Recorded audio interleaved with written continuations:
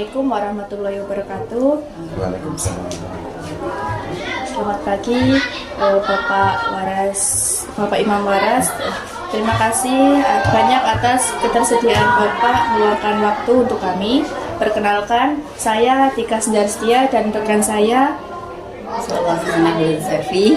Kami mahasiswa dari Universitas Nurul Huda. Saat ini kami ingin melakukan observasi dengan Bapak untuk memenuhi tugas mata kuliah Psikologi Pendidikan dan Konseling. Kami ingin belajar lebih banyak mengenai peran dan layanan yang ada di sekolahan ini. Semoga Bapak berkenan untuk menjawab pertanyaan dari kami. Baik Bapak, sebelum memulai, bolehkah Bapak memperkenalkan diri seperti menyebutkan nama lengkap, jabatan, serta berapa lama Bapak sudah menjadi guru BK di sekolah ini? Baik, terima kasih. Berkaitan dengan pendidikan saya, itu pendidikan S1 dari Sekolah Tinggi Ilmu Kedokteran dan Pendidikan atau STKIP Nurul Huda, tamat tahun 2011-2012 untuk pendidikan itu ya. Kemudian untuk ditunjuk sebagai guru BK itu kurang lebih sudah setahun setengah dari awal tahun pelajaran 24-25 sampai sekarang 25-26. Jadi tahunnya pendidikannya dari STKIP Nurul Huda sama tahun 2011-2012 untuk mengampu sebagai guru BK kurang lebih 1,5 tahun. Namanya sudah kenal belum? Kalau itu mau diperkenalkan. Namanya Imam Waras MF. MF-nya itu Mustafa. Orang tua gelarnya sarjana pendidikan. Bukan dari khusus dari guru BK, bukan, tetapi hanya ditugaskan untuk menjabat sebagai guru pembimbing konseling atau arah kesiswaan.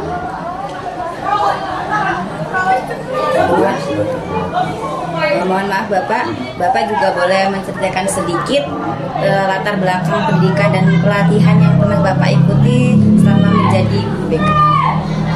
Jadi untuk pengalaman pendidikan sebagai guru BK, terutama untuk pelatihan, selama ini belum pernah mendapatkan kesempatan untuk mengikuti pelatihan. Tetapi dari pengalaman yang sudah saya laksanakan selama ini, kurang lebih saya juga sebelum menjabat ke wakil kesiswaan juga pernah menjadi kepala sekolah kurang lebih 2 periode. Jadi secara emosional, kemudian hubungan dengan siswa selama ini kayaknya sudah terjalin dengan baik. Jadi chemistry sudah bersambung. Jadi untuk pengalaman pendidikan terutama di bidang bimbingan konseling yang bersertifikat belum ada, tapi dari pengalaman sudah saya laksanakan itu sudah berjalan, walaupun istilahnya banyak rintangan ini di perjalanan, namun dapat berjalan sesuai dengan harapan dan hasilnya pun bisa dibuktikan gitu loh, hasil dari observasi ini. Untuk pendidikan di bidang BK terus terang ya bukan basic saya sebenarnya, karena lulusan dari sarjana pendidikan ekonomi untuk membimbing siswa walaupun bukan dari khusus BK, tetapi insya Allah dengan pengalaman yang sudah saya laksanakan selama ini ya dapat menghandle siswa dari apapun itu, dari permasalahan siswa dari secara mendalam atau apapun, di situ sudah dapat handle dan hasilnya pun bisa dilihat gitu ya. Karena seperti katanya kan lebih baik itu pengalaman langsung daripada teori gitu. Ya seperti itu. Lalu Bapak, bagaimana Bapak mendefinisikan tugas utama seorang guru BK di sekolahan ini, dan apakah perannya itu sudah optimal dalam membantu siswa itu menghadapi masalah belajar maupun sosialnya? Tadi tugas utama tugas utama sebagai guru BK dan mendefinisikan guru BK itu seperti apa? Kalau saya seperti ini, apa sih tugas guru BK? Itu yang membimbing, mendukung kemudian perkembangan optimal ya siswa itu secara menyeluruh, ya, membimbing dan mendukung perkembangan optimal siswa secara menyeluruh, baik itu akademiknya, kemudian pribadi, sosial, ataupun karir dari orang itu. Selain itu juga saya adalah guru yang ditunjuk kepala madrasah untuk menjabat sebagai wakakiswaan atau guru BK. Itu tugas utama saya adalah membantu siswa dalam mengatasi masalah, baik itu masalah pengembangan potensi diri siswa, kemudian agar siswa dapat memahami dirinya, lingkungan, madrasah, serta membuat keputusan penting bagi peserta didik, bukan hanya untuk menangani siswa yang bermasalah saja, tapi juga berperan aktif dalam menciptakan lingkungan sekolah yang sehat, positif bagi siswa peserta didik. Itu kalau menurut saya pribadi yang mendefinisikan guru BK. Kemudian apalagi jika beberapa kasus muncul itu bersamaan, apa yang menjadi dasar Bapak dalam menentukan prioritas penanganannya? Jadi skala prioritasnya ya bagi penanganan kasus atau masalah. Kalau melihat itu, yang jelas sebesar apa permasalahan siswa itu. Jika permasalahan siswa itu di antara 2 anak atau 3 anak yang secara bersamaan dalam keseharian itu kemudian terdapat masalah yang bersamaan, maka saya pribadi memprioritaskan yang lebih permasalahannya lebih mendalam, lebih besar, ini yang bisa dihandle untuk wali kelas atau guru, maka kami kolaborasi. Jadi yang lebih mendalam, lebih bermasalah yang agak besar, saya pribadi yang menghadapinya. Kemudian tapi kalau masalahnya bisa dihandle oleh wali kelas, maka sebelum ke saya itu kami beri kesempatan untuk guru kelas atau wali kelas itu untuk menanganinya terlebih dahulu. Karena kalau dilihat secara prioritas yang besar itu terus terang ya larinya nanti ke para siswa. Jadi walaupun secara bersama kita tingkatannya seperti apa, kayak yang lebih bahasanya itu agak mendalam atau agak lumayan lah permasalahannya, maka langsung kepada saya. Tapi kalau masih di bawah standar, ada masalah itu bisa dihandle oleh wali kelas atau guru, maka kami persilakan untuk wali kelas atau guru yang ada pada saat itu. Jadi kami berjenjang, kalau yang permasalahan besar atau mendalam maka saya yang menghandle-nya, tetapi kalau di bawahnya maka kami serahkan ke wali kelas. Jadi nggak saya semua. Kalau saya semua kan nanti gimana menghadapinya. Ya, jadi kalau yang skala prioritas yang lebih besar kasusnya ataupun permasalahannya, maka saya yang Kalau boleh tahu Bapak, berapa jumlah siswa yang menjadi tanggung jawab Bapak dan bagaimana rasio tersebut itu mempengaruhi efektivitas layanan BK di sekolah ini? Kalau di Madrasah Sanawiyah Nahdlatul Ulama Embusari ini Mbak ya, itu jumlah siswa keseluruhan total mencapai 150-an. 150-an.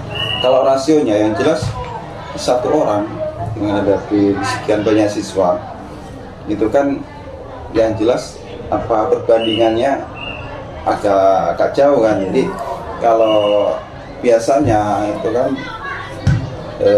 50 siswa satu orang itu kan agak sudah lumayan kan, sudah imbang. Tapi kalau ini 150 harus saya sendiri, maka itu tidak efektif. Maka kami harus bagi. Di antara 6 kelas itu kan ada wali. Jadi per kelas sebelumnya ya kami beri keleluasaan lah kepada wali kelasnya terlebih dahulu. untuk menghandle permasalahan-permasalahan itu, sehingga rasio perbandingan antara satu orang dengan 150 itu masih berjalan. Selain itu juga kami selalu mengawasi dari tiap kelas dan mendapat laporan dari wali kelas. Jadi kalau rasionya yang jelas tidak seimbang, tapi kan ada yang bantu gitu loh, untuk menangani permasalahan siswa baik individu maupun kelompok ataupun yang lainnya. Jadi karena perbantuan dari wali kelas tadi kan dapat terlaksana, walaupun nanti intinya kembali ke saya kan sebagai guru yang dipercaya oleh kepala madrasah untuk memegang wakakiswahan atau guru pembimbing konseling. Kalau apa kasus-kasus yang menonjol atau istilahnya itu sebenarnya ya madrasah kami jarang terjadi kasusnya, agak lumayan dan tapi kalau cuman baju tidak masuk atau berkelahi ataupun bolos itu kan ada gitu. Tapi tidak separah yang kita bayangkan. Maka rasionya perbandingannya seperti itu. Jadi kami melibatkan wali kelas untuk menghandle-nya terlebih dahulu. Terus strategi apa yang Bapak gunakan agar semua siswa tetap terlayani dengan baik? Kalau saya pribadi, Mbak, strategi yang saya gunakan itu menggunakan pendekatan humanis dan empati. Jadi pendekatan yang humanis dan empati. Kenapa itu saya terapkan? Karena mungkin Mbak Tika sebelumnya juga pernah tahu saya itu galaknya seperti apa. Tapi setelah saya pikir-pikir, kemudian saya dalami sifat itu, ternyata tidak mengena ke siswa itu. Maka siswa semakin jauh sama saya, kemudian acuh. Tapi setelah saya menggunakan strategi yang humanis, kemudian empati, itu siswa mulai akrab dengan saya. Nah, ada permasalahan apapun mereka mau curhat kepada saya.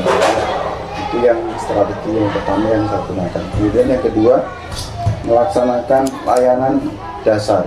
Layanan dasar itu yang pertama bimbingan yang kami berikan itu secara umum, bisa kami laksanakan pada saat kelas 6, kemudian kami beri bimbingan secara umum.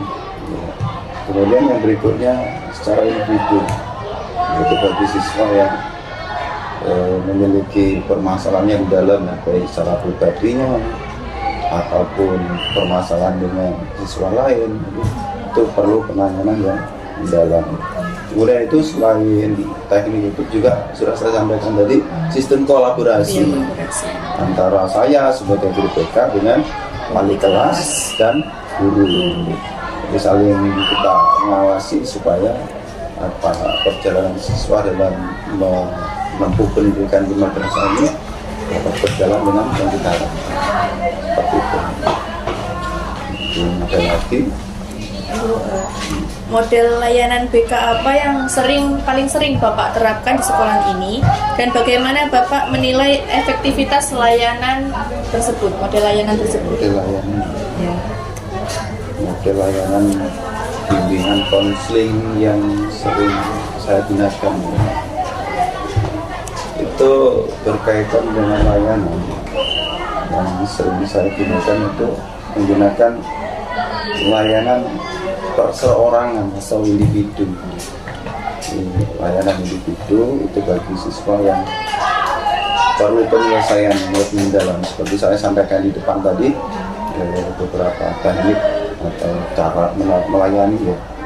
Jadi untuk pelayanan model yang kami laksanakan itu yang pertama tadi secara individu, itu bagi siswa yang penyelesaian masalah secara mendalam. Artinya apa? Layanan konseling perseorangan ini hanya layanan yang kami berikan kepada siswa itu yang perlu penanganan secara mendalam, baik kepribadiannya, ada permasalahan dengan keluarga atau dengan siswa lain atau dengan guru. Jadi mereka kami tahu, oh ini anak ini kenapa kok pendiam atau kenapa kok sama temannya sering kayak enggak aku kok diam saja. Nah, jadi kami dekati, kami tanya kenapa nak, sebelum kami panggil ya. Nah, dia mau cerita seperti ini. Ya kami takutnya kan sekarang yang lagi marah kasus bullying itu. Ya Pak. Ya. Jadi kenapa kok mereka pendiam? Saya deketin, apa kok dia ada masalah, sakit, enggak Pak, nggak usah bohong, apa aja ada masalah kamu. Nah, dia mau cerita seperti ini. Panggil, curhat dia. Begini, masalahnya itu kita laksanakan, kita beri motivasi dan lain sebagainya supaya itu kaget rasanya ya enggak pendiam terus ya. Ternyata ya ada masalah dari keluarganya ya, bukan dari sekolah seperti itu. Jadi layanan yang pertama perseorang, yang kedua itu menggunakan layanan konsultasi atau layanan konsultasi baik dari guru sendiri ya, terutama guru bidang studi atau wali kelas. Kita kan sering konsultasi bagaimana menghadapi siswa seperti ini. Kemudian selain dari guru dan wali kelas, juga layanan konsultasi dari orang tua untuk menyatukan persepsi persamaan pendapat ya, antara sekolah, guru dengan orang tua untuk menghadapi siswa. Kemudian yang terakhir itu layanan mediasi. Ya, sering kan, itu kadang-kadang ya main-main colek-colekan atau rasanya guyon dan orang Jawa guyon, akhirnya timbul emosi, kemudian saling cubit, saling pukul, nah akhirnya kelahi. Nah, itu kan perlu penyelesaian. Jadi layanan yang kami gunakan adalah layanan tadi namanya mediasi untuk mendamaikan dari siswa-siswa yang bermasalah, terutama bagi siswa yang berkelahi lah. Kalau mediasi dengan berkelahi atau berolok, akhirnya kan perlu penanganan untuk menengahi, untuk mengaturkan kembali. Itu saya kira untuk model layanan ada 3, ada model layanan perseorangan, kemudian layanan konsultasi orang tua, guru, wali kelas, bahkan dari siswa sendiri. Kemudian layanan mediasi. Baik Pak, tadi kan Bapak menyinggung tentang mungkin beberapa permasalahan yang mungkin muncul di sekolah ini kan. Nah, kira-kira masalah apa Pak yang paling sering muncul pada siswa itu, dan faktor psikologis atau sosial apa yang paling mempengaruhi anak tersebut melakukan kesalahan tersebut? Jadi kalau di sini Pak ya, kalau di madrasah ini sebenarnya kasus-kasus yang dalam atau besar itu jarang sekali. Paling-paling ya kecil-kecil lah ya. Kalau menurut saya yang paling besar itu ya berkelahi itu. Itu yang paling sering muncul ya. Yang paling sering muncul itu berkelahi. Selain itu kan juga mereka mungkin pulang tanpa ngomong sama gurunya. Istilahnya itu pulang awal tanpa izin, bolos gitu. Tapi kan itu sudah enggak jarang sekali, karena dokter sudah kami kunci kan, nggak bisa keluar. Tapi yang sering itu ya berkelahi, tapi ya 2 bulan, 3 bulan, 4 bulan, bahkan 6 bulan sekali jarang ada siswa berkelahi. Tapi ya itulah yang paling besar kasusnya, berkelahi. Kemudian ada lagi yang merokok dan sebenarnya ya itu melanggar aturan tata tertib madrasah. Yang paling sering muncul itu kasus merokok. Jadi kami deketi modelnya, kenapa kok ini merokok, kenapa kok ini berkelahi. Kami lihat dulu kenapa sih anak seperti ini selalu berulang-ulang melakukan kesalahan seperti ini. Kami dekati, ternyata ya latar belakangnya memang satu, kalau yang berkelahi itu sifat anaknya itu emosional. Jadi psikologisnya berarti ya Pak ya? Psikologisnya emosional, gampang tersulut emosi itu. Jadi kalau ya cuman beberapa siswa ya sering yang melakukan kesalahan berkelahi ya itulah siswa itulah saya deketin, saya istilahnya itu nilai, kemudian tuh ternyata sifat anak seperti ini. Memang sifatnya ya Pak. Iya, suka marah, sering tersulut emosi, walaupun permasalahan kecil jadi besar itu akhirnya berkelahi. Itu yang untuk siswa berkelahi. Ya itulah anak-anaknya itu. Enggak semuanya, cuman 2 atau 3 orang itu memang ya seperti itu. Sering emosi, emosionalnya tinggi gitu. Kalau tersulut bahasanya, kata-kata yang ucapan yang kurang senang di hati dia, maka dia marah, makanya ngajak kelahi gitu. Kemudian yang merokok itu ternyata dari rumah juga suka perokok dia itu, suka merokok di rumah. Saya tanya, kenapa kamu merokok? Emang boleh sama orang tua? Boleh, sudah kalau boleh. Ya kalau boleh, silakan merokok, tapi jangan di sekolah gitu. Kalau di sekolah itu punya aturan, punya tata tertib, tidak boleh merokok.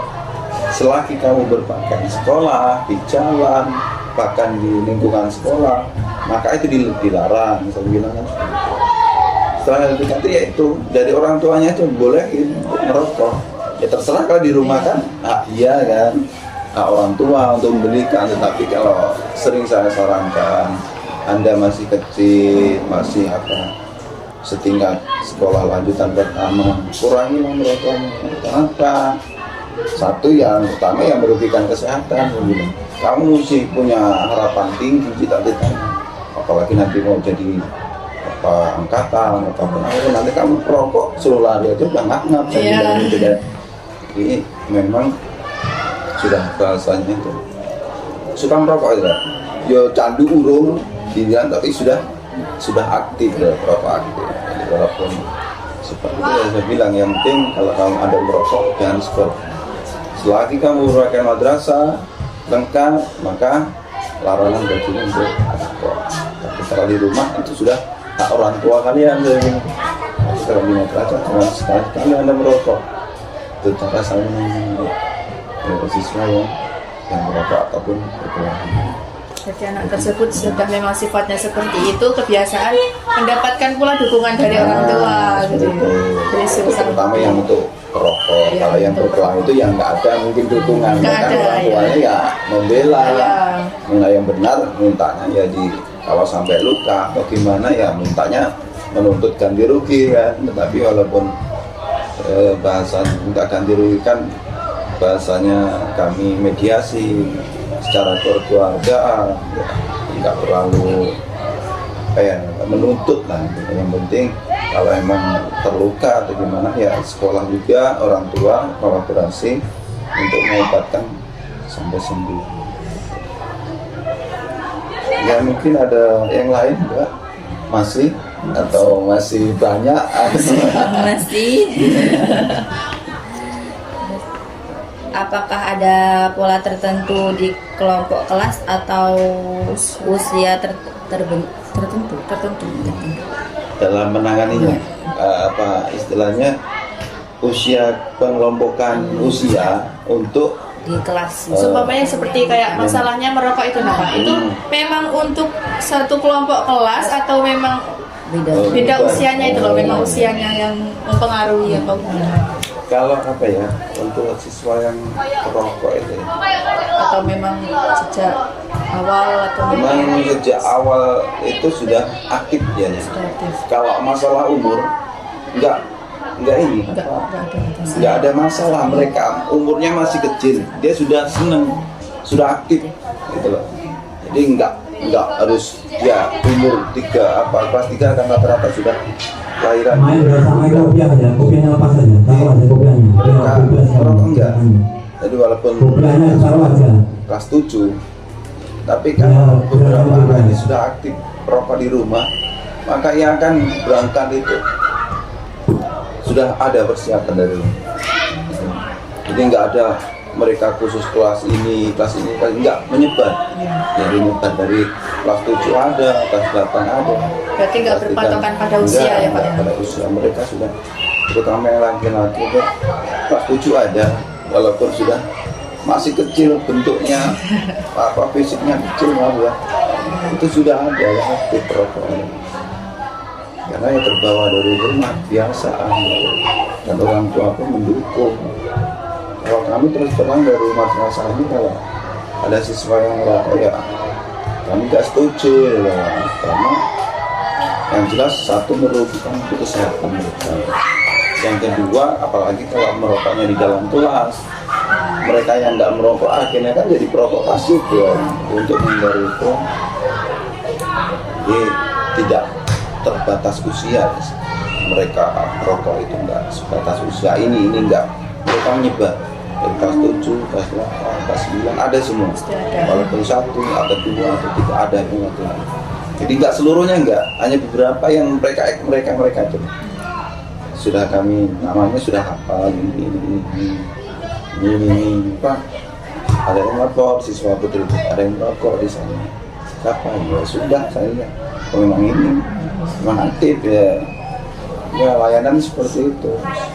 Kemudian ya kami buat pernyataan nggak mengulangi lagi, kalau mengulangi dipanggil orang tuanya dengan seperti itu. Spontanitas rasanya langsung memberi hukuman saat ini. Jadi kami bimbing dulu, kami arahkan, kami nasihati.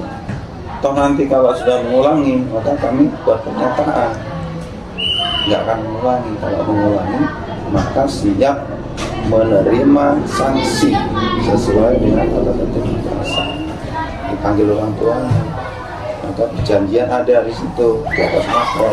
Kalau mengulangi lagi ya kami buatkan surat pindah bagi mereka yang terutama kasus-kasus siswa yang mendalam seperti merokok dan berkelahi.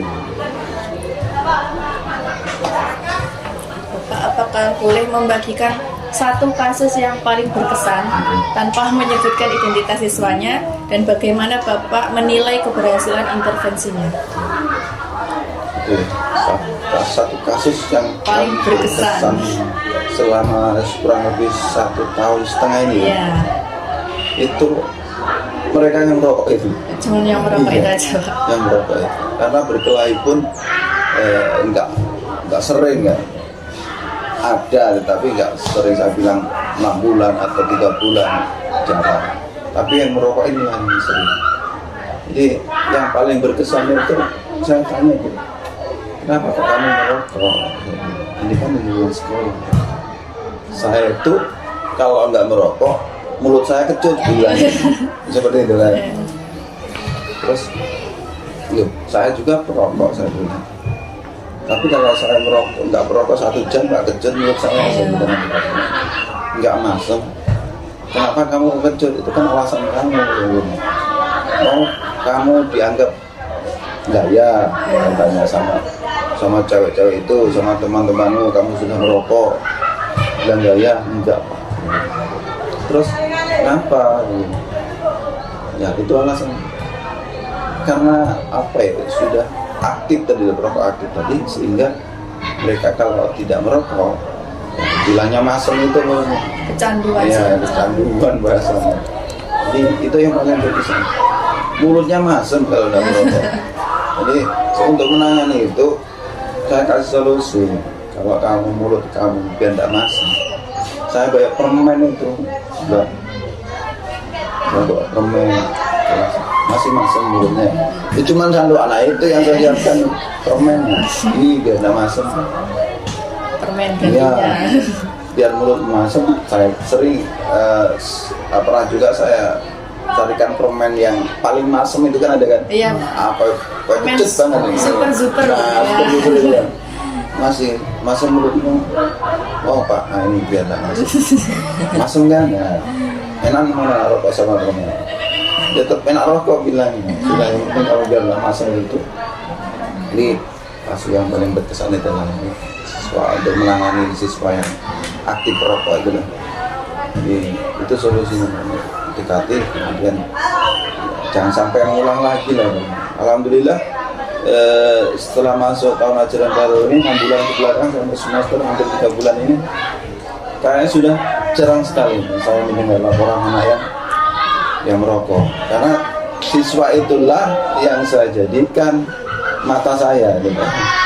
Nah, kamu jadi mata saya sekarang. Siapa siswa yang merokok? Hilangkan sama saya. dia yang sering merokok. Iya. Nah, jadi untuk mengurangi rokok dia, akhirnya dia takut kan mau ngomongkan, oh saya sendiri yang merokok. Ini berangsur-angsur 3 bulan ke belakang ini, saya sudah nggak mendengar lagi, nggak melihat siswa merokok. Berkelahi, alhamdulillah kemarin pernah terjadi hampir 2 bulan kemarin lah ya. Itu karena sifat mereka yang temperamen aja, sering marah-marah sama teman, dan temannya pun sama. Akhirnya saya hati mulut kelahi, walaupun nggak sampai luka atau gimana. Alhamdulillah sudah sampai sekarang nggak ada lagi kasus. Ada lagi. Lalu langkah-langkah apa yang biasanya Bapak lakukan untuk menangani sebuah kasus? Jadi langkah-langkahnya saja. Untuk menangani kasus siswa yang sering terjadi, langkah-langkah yang sering saya laksanakan itu adalah melalui pendekatan. Kalau ini bisa melalui pendekatan digital. Saya kan punya akun, namanya akun TikTok kan. Ya. Nah, siswa juga punya akun. Nah, itu kalau mereka live, saya sering masuk juga. Ya. Saya masuk, dia malu bilangnya. Nah, pendekatan seperti itu, anak-anak yang punya lab akun-akun seperti ini, saya tahu semua. Sering saya berkunjung ke profil. Jadi pendekatan langkah itu. Jadi yang pertama melalui pendekatan, yang kedua melalui pendekatan langkah digital. Jalur digital saya telusuri. Kalau buka HP mereka kan nggak mungkin, kita kan bisa kena pasal buka HP orang, kan privasi mereka. Nggak saya lakukan, cuman saya mendekatinya seperti itu lewat akun-akun mereka, terutama cewek-cewek itu kan banyak semua. Yang tiap siswa punya akun TikTok. Bahkan laki-laki pun akun TikTok. Mereka pernah saya masuk lihat live-nya, ambil rokok. Wah, asik bener saya bilang. Itu pun pas bulan puasa, waktu sudah lewat, mereka sudah lulusan tahun ini ya. Merokok, live, bulan puasa saya masuk. Assalamualaikum Kang, saya bilang. Wih, topik ini. Lihatnya profil saya. Waduh, langsung dicek. Dimatikan. Tak puasa Kang ya? Puasa Pak, puasa bilang. Nah, itu tadi saya merokok, lihat kamu. Enggak Pak, enggak merokok saya. Sudah, kalau kamu enggak puasa, jangan tunjukkan sama orang, saya bilang. Kamu lihat seperti ini, semua orang lihat. Oh, A ini tidak puasa. Nanti kalau orang tuamu tahu, ada yang melapor, apalagi kamu merokoknya tempat orang, apa orang tuamu tidak malu. Jadi, pendekatan seperti itu akhirnya mereka juga kalau mau lem atau apapun yang jelas, oh ini siswa madrasah Sanawiyah Bulsari, dan mereka kalau lab yang tidak sesuai aturan ataupun bahasanya melanggar norma ataupun sudah mereka nggak laksanakan, ya biasa-biasa saja itu ya. Ataupun saat status mereka update status di WA, ya biasa, yang positif pendekatan yang pertama melalui pendekatan di bentuk, kemudian secara kelompok, kemudian juga melalui pendekatan digital.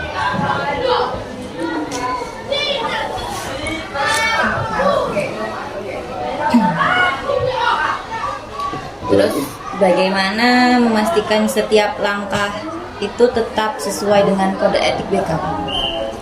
Jadi kalau langkah-langkah seperti saya contohkan tadi ya, seperti melalui pendekatan digital di media ya.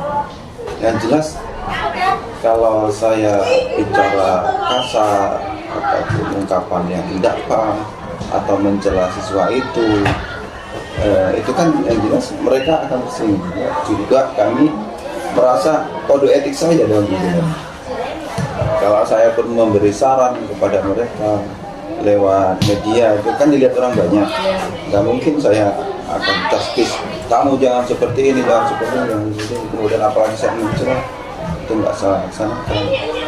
Jadi dalam utamanya yang jelas aturan tata tertib madrasah yang kami utamakan melalui teguran ataupun apapun lewat media itu ya enggak apa rasanya melanggar aturan, apalagi undang-undang ITE kan. Jadi yang jelas kami laksanakan, jangan sampai seorang guru panutan di kuburan guru itu akhirnya terkontaminasi dengan hal-hal yang kurang baik. Jadi saran-saran apapun yang melakukan positif sebenarnya agar tidak melanggar kode etik ataupun hal-hal yang kurang baik bagi kami sendiri. Itu kira-kira dari menurut saya ya. Nah, kalau menurut orang lain kan beda pikiran, beda pendapat, itu kan wajar. Jadi, intinya melalui pendekatan dan tidak harus menyampaikan teguran secara langsung, secara kasar apapun, supaya anak didik itu nggak jauh sama saya. Walaupun saya tegur kayak gini, mereka tetap senyum. Jadi nggak sampai saya tegur kayak ini tambah menjerit sama saya, nanti akhirnya saya diajak gelut. Saya udah tua ya kalah, mereka apalagi yang udah besar-besar. Sama-sama kita arahkan supaya kita seperti aja. Menurut Bapak, pendekatan atau teknik konseling apa yang paling efektif digunakan di sekolahan ini? Jadi teknik yang paling efektif ya. Secara individu. Secara individu. Kalau secara umum itu biasanya mereka yang hiperaktif siswanya, kami beri bimbingan nggak mendengar, malah asik ngobrol dengan sebelahnya, ngobrol dengan sampingnya, ngobrol dengan sebelahnya, atau bermain-main. Jadi secara efektif menurut saya pribadi itu adalah konseling individu. Nggak harus kami panggil ke kantor, enggak, kami dekati, enggak. Sambil duduk-duduk bicara kayak gini, kami ajak ngobrol apapun seperti itu supaya mereka mau curhat dan sebagainya. Ini yang paling efektif terutama bagi saya adalah konseling yang sifatnya individu, perseorangan. Mereka mau curhat. Kalau orang banyak kan intinya umum, nggak mengenal, jadi mereka akan malu bercerita. Ya kadang-kadang walaupun secara umum kami bikin haru dulu mereka kan, setelah senam itu sering kita melaksanakan. Setelah Jumat kan senam sekarang. Mereka minggu dialihkan dari Jumat masuknya membereskan, ajak ngobrol, kami beri motivasi, kami beri arahan, kami beri nasihat. Kemudian semakin harus mereka mau menarik sampai menangis, ngajak sana sini pikirannya layang-layang. Terus pada intinya mereka sadar dan malu, menangis. Intinya ngoco karena wajib. Saya bilang koreksilah dirimu sendiri, kayak gimana kamu dengan perasaan ini, kemudian kayak gimana kamu dengan orang tua. Saya terus arahkan, saya kirim pemikiran mereka. Akhirnya lama-kelamaan akan tersentuh dan meneteskan air mata. Begitu. Secara individual itulah yang paling efektif bagi saya loh. Mungkin dari orang lain tidak sama. Lalu Pak, pihak mana saja yang biasanya Bapak libatkan dalam proses penanganan kasus? Kan terkadang kan siswa kan tentang kerahasiaan siswa itu, kayak seperti curhat. Biasanya kalau saya pribadi itu ya selain wali kelas juga orang tua. Tapi kalau sifatnya itu tidak terlalu mendalam, saya pribadi saja yang mengajak mereka lah untuk curhat ataupun untuk menyampaikan unek-uneknya, permasalahannya baik di sekolah dengan temannya kawan-kawan sebaya lainnya itu secara perseorang. Kalau kolaborasinya itu sering dengan wali kelas. Kalau dengan orang tua kan jarang, kenapa jarang? Kalaupun tidak mendalam sekali maka tidak melibatkan orang tua. Jadi itulah kolaborasinya antara saya sebagai wakil kesiswaan dengan guru kelas atau wali kelas. Lalu Pak, kira-kira apa tantangan terbesar dalam menangani masalah siswa di era digital yang saat ini? Permasalahan di era digital sekarang, saya bilang dari awal tadi, sekarang kan marak akun TikTok, kemudian permainan FF, kemudian permainan lain yang sifatnya mereka berkumpul. Sekarang kan banyak tempat-tempat yang menyediakan wifi dengan uang 2.000 secapeknya ya. Itu tantangan yang paling besar bagi saya pribadi dan sekolah. Seharusnya mereka itu di rumah untuk belajar. Akhirnya apa? Dengan berkelompok waktu malam mereka main di tempat wifi tadi. Akhirnya sampai malam. Pulang jam 12, kadang jam 11, nanti sampai rumah belum langsung tidur, masih dilanjutkan secara individu. Akhirnya jam 2, jam 3 baru tidur. Kemudian masuk mereka sekolah. Sampai sekolah biasanya kan masuk jam setengah 8 ya. Mereka jam setengah 9 sudah tidur. Katanya, apa udah tidur nak jam segini? Ngantuk Pak. Semalam jam berapa tidur? Jam 3. Nah kenapa jam 3? Main HP. Nah seperti itu. Jadi tantangan yang lebih berat buat kami pribadi, saya pribadi dan guru lain dan madrasah adalah di era digital ini mereka pada saat bermain di luar sekolah menggunakan wifi dengan berbayar itu sampai larut malam. Akhirnya di sekolah tidur. Nah kemudian langkah-langkah yang saya pribadi lakukan itu kan saya sering lewat tempat-tempat wifi itu ya, yang menyediakan wifi. Saya sering berhenti di situ.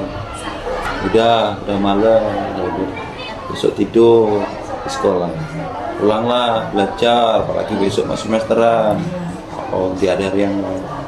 Ya Pak, ya sudah, saya terlalu pada masalah mereka pulang atau enggak. Saya kan nggak tahu. Tapi kan saya bisa lihat anak-anak ini masih aktif. Sampai jam segini masih aktif. Apalagi untuk akun TikTok itu saya punya semua. Kalau malah masih hidup, berarti aktif ini orang. Di Facebook pun masih aktif ini orang. Di permainan lain. Itu yang saya sampaikan tadi, nggak didengar oleh mereka. Saking asiknya, kurang berapa langkah ataupun berapa permainan lagi. Ya. Jadi tantangan yang paling besar itu di era digital. Jadi solusinya ya seperti itu, kami yakin di tempat-tempat itu. Selain itu juga di sekolah juga sering saya arahkan supaya tidak terlalu larut malam bermain HP. Kalau hal yang positif ini mana? Ya kami tidak menyalahkan. Tapi kalau hal yang untuk 8K sama 9K siap-siap setelah sarapan ya. Jelas. Silahkan sarapan dulu semuanya. Itu Sarapan kemudian kita datang. adalah berlarutnya Sarapan. dan tidur sama karena permainan. Karena sarapan. Solusinya itu yang kami laksanakan. Pendekatan ya sering dikali individunya. Tapi rata-rata siswa sekarang kan nggak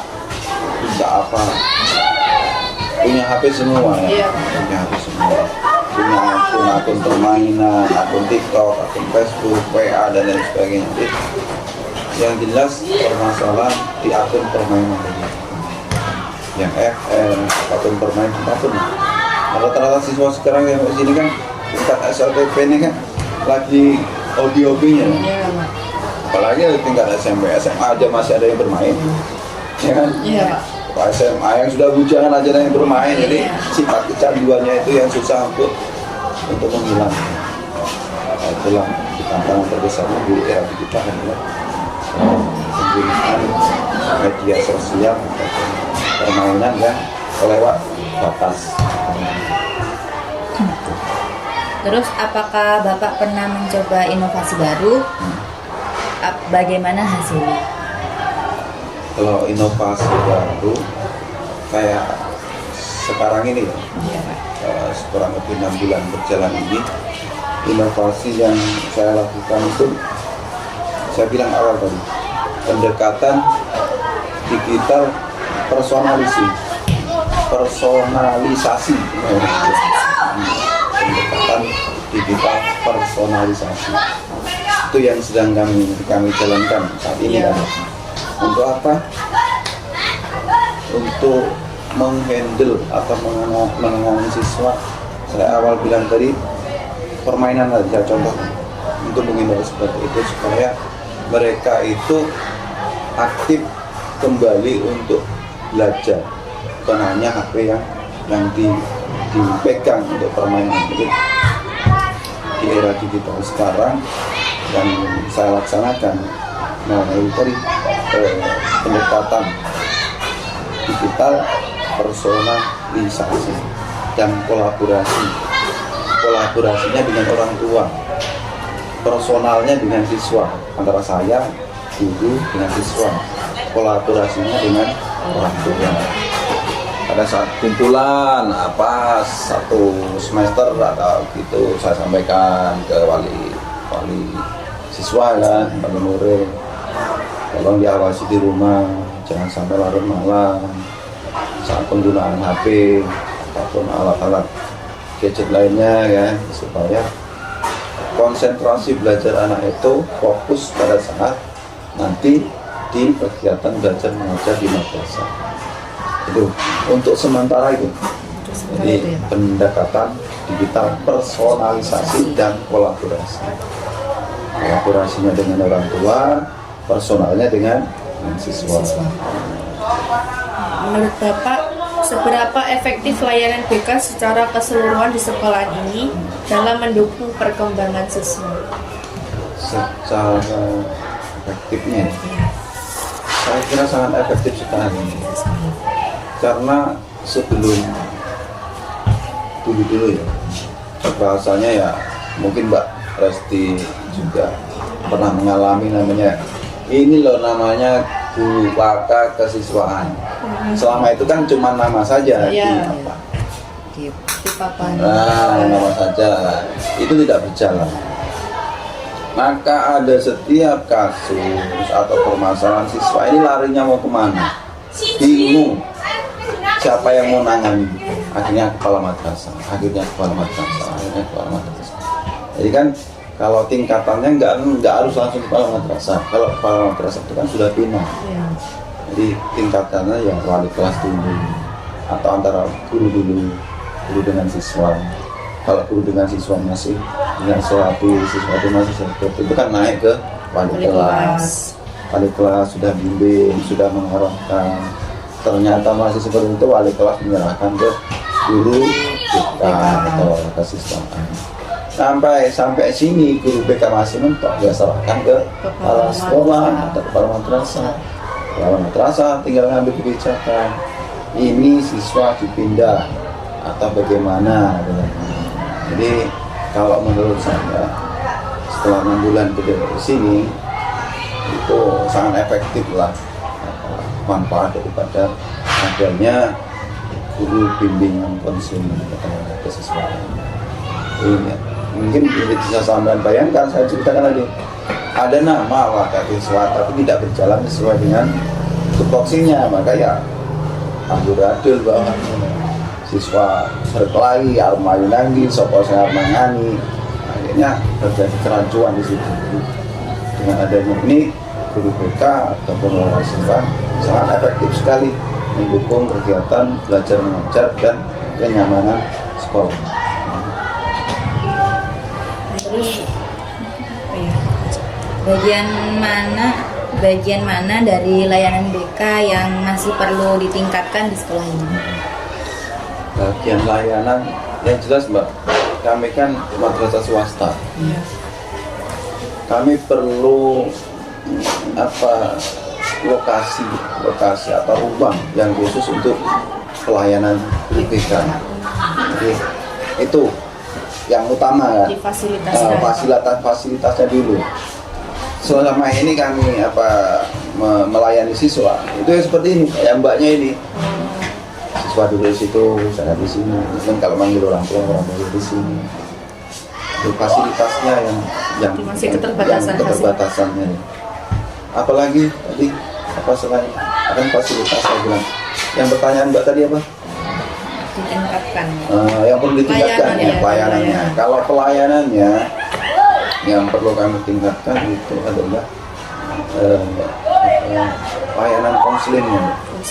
Ya. Karena siswa itu hanya beberapa lah yang sering terkena masalah, yang lain enggak, jarang. Nah yang lain ini loh, yang lain yang nggak pernah melakukan kesalahan, nggak pernah melanggar tata tertib, itu hanya secara umum. Maksud saya mereka maulah istilahnya walaupun nggak ada masalah, mau curhat atau gimana. Nah mereka yang nggak mau bermasalah ini, nggak mau.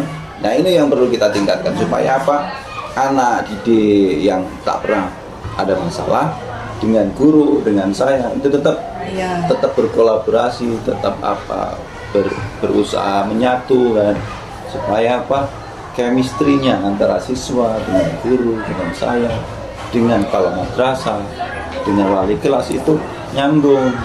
Nah itu yang perlu kita tingkatkan. Yang utama satu, kendalanya nggak punya nggak ada tempat.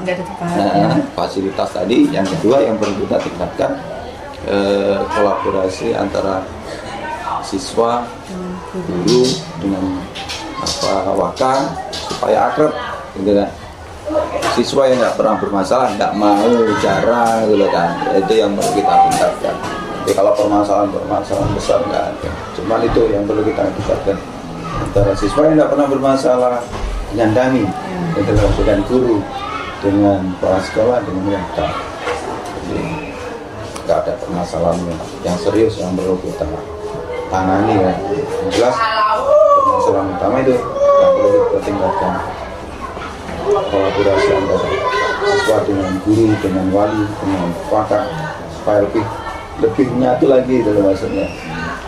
Berarti mereka itu menganggapnya kalau berhubungan dengan BK atau WK itu mereka mikirnya hanya murid-muridnya bermasalah, seperti itu ya. Bermasalah itu menghilangkan itu kan. Jadi supaya mereka mau berbicara atau apapun ya mereka berpikir seperti itu, apa yang dibilang Mbak Res itu benar. Padahal kan BK juga kan sebagai bisa untuk curhat atau untuk mengarahkan kalau seumpamanya nih yang akhir jenjang mau masuk ke sekolah mana, seperti itu seharusnya. Tapi kan mereka mindsetnya tadi beda. Guru BK wakil kesiswaan itu pasti hanya bermasalah, siswa yang bermasalah. Sebenarnya mau saya hapus permasalahan itu. Nah permasalahan tadi yang perlu kita selesaikan. Iya perlu kita tingkatkan supaya layanan konseling itu tidak hanya melayani siswa yang bermasalah saja. Nah ini yang terakhir nih Pak, sebagai calon konselor mungkin ya Pak ya, kompetensi apa yang sebaiknya kami kembangkan sejak sekarang agar tidak terjadi kesalahan yang sering terjadi kan konselor muda Yang jelas gini Mbak, kalau menurut saya pribadi itu kan namanya pribadi orang kan beda-beda. Kalau menurut saya yang utama itu kita lihat diri kita dulu, potensinya seperti apa. Yang jelas satu, bisa mengendalikan emosi. Yang kedua, mampu mengarahkan siswa. Tiga, tidak dibenci siswa. Yang keempat, menarik. Menarik itu artinya apa? ya kayak baik bicara kita, kemudian dari segi penampilan itu menarik. Satu, apa mau? Lali. Jadi satu, nggak mudah marah, sabar lah, dan jadi orang sabar. Yang kedua, bisa mengolah gaya bicara yang menarik, yang baik, bicara yang baik lah. Yang ketiga, penampilannya tadi, penampilan yang menarik, harus simpati. Kemudian mampu mengarahkan siswa. Kuncinya kalau kita tidak mampu mengarahkan gimana? Harus menguasai Nah, bidang tersebut. mampu mengarahkan itu artinya banyak. Berwibawa dia. Karena nggak berwibawa ya orang mampu mengarahkan. Berwibawa akan mengarahkan, mampu mengarahkan, berwibawa. Penampilan yang menarik, kata-katanya, ucapannya juga sopan dan lain sebagainya kan jelas. Kemudian kepribadian kita kalau bisa yang penyabar gitu. Nah, kalau sabar semua kan istilahnya nggak terlalu emosi kan, namanya pemikiran. Kalau kita menyelesaikan masalah pada saat emosi ya nggak akan terjadi. Ya, intinya sabar gitu. Mau jadi sabar itu juga susah. Kalau jadi orang sabar, lagi Pak Sabar aja nggak bisa sabar. Pak Sabar malah nggak sabar. Nah dulu seperti itu memang. Mbak Atika, dia juga pernah lihat saya kurang lebih 3 tahun di sini. Karakter saya juga sudah panas. Nah, mudah marah. Tapi saya hatinya lembut. Walaupun pemarah dan lain-lain, saya lembut. Enggak. Bahasanya kalau ngajak apa ngomong sama siswa dan sebagainya. Kalau sudah menyentuh, saya sendiri yang nangis duluan. Mereka enggak. Jadi walaupun suatu pasar kayaknya hidup sebenarnya lah, kalau menurut saya menurut orang lain sabar intinya, ada emosi. Ada yang lain? Ya. Terima kasih Bapak atas waktu, perhatian, dan jawabannya yang sangat informatif. Semua ini sangat membantu kami dalam menyelesaikan tugas mata kuliah psikologi pendidikan dan konseling. Kami berharap semoga Bapak selalu diberikan kesehatan dan kelancaran dalam menjalankan tugas dan serta selalu sukses untuk mendampingi siswa-siswi. Terima kasih doanya.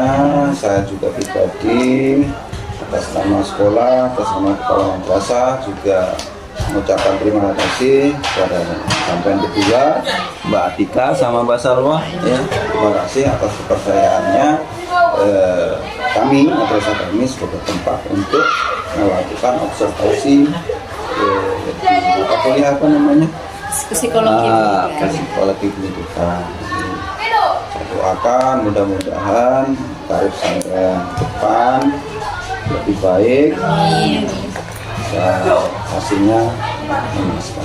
Itu dari pribadi saya.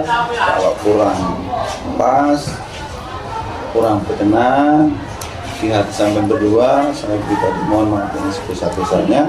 Saya sebagai manusia biasa tidak luput dari salah dan dosa. Jadi sekali lagi saya mohon maaf kalau apa yang saya sampaikan kurang pas, kurang baik, maka saya mohon maaf. Saya sampaikan terutama kepada pihak dosen ya, yang mengampu pendidikan ini, dan salam untuk Pak Rektor Pak Muhammad Fatoni, itu teman saya sekelas di SMK. Alhamdulillah beliau sudah berrektor. Salam buat beliau dari saya Pak Waras. Pak, sekali lagi terima kasih banyak. Semoga ilmu yang kami peroleh hari ini bisa kami terapkan ke depannya. Kami juga mohon maaf apabila ada kesalahan dari awal sampai akhir, mengganggu waktunya juga ini Pak sebenarnya. Kami akhiri. Assalamualaikum warahmatullahi wabarakatuh.